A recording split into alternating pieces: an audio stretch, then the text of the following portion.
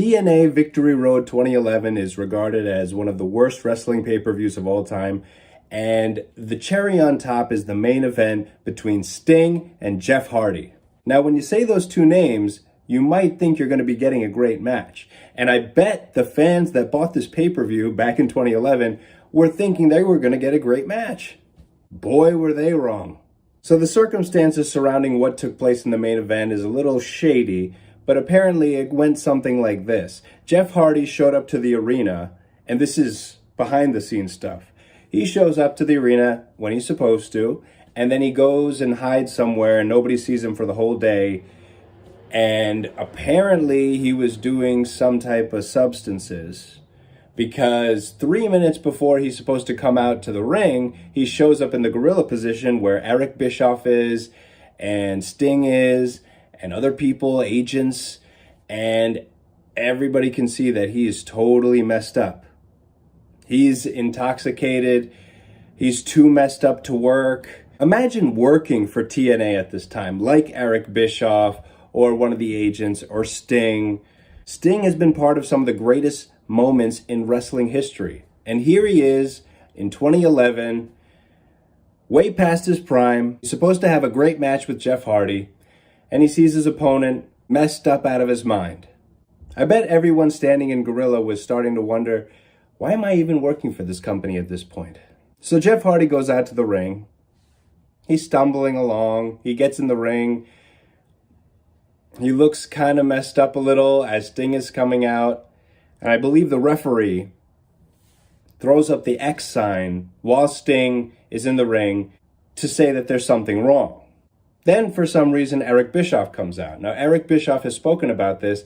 He decided to make the call to come to the ring and improvise something so that he could tell the finish to Jeff Hardy and Sting, and they could finish up this pay-per-view without Jeff getting seriously hurt, because he's in no condition to work.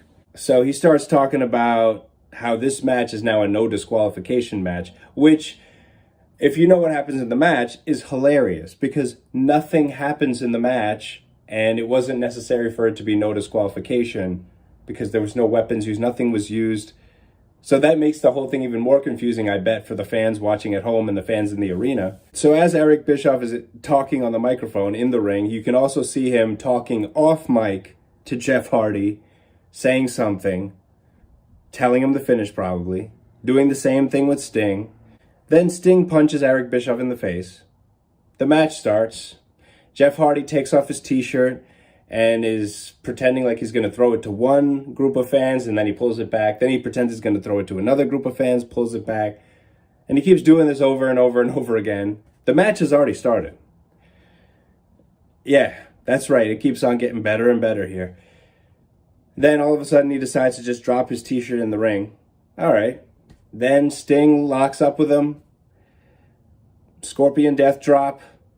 And forces a pin on him. 1, 2, 3, over. Now, just imagine being a TNA fan at the time, and this was the main event they provided you. If I was a TNA fan at the time and I saw this, that would be it. No more watching the TV shows, no buying pay-per-views, no buying merchandise, done with the company, ignore that it exists. I had stopped watching TNA way before this, but, you know. Whew. Brutal. On one hand, it's sad because Jeff Hardy is having substance abuse problems. But on the other hand, it's hilarious the way they had to handle this and improvise on the fly a pay-per-view that people paid money for. Unbelievable. But this is TNA after all. Sting gets his hand raised, walks out of the ring, goes up the ramp.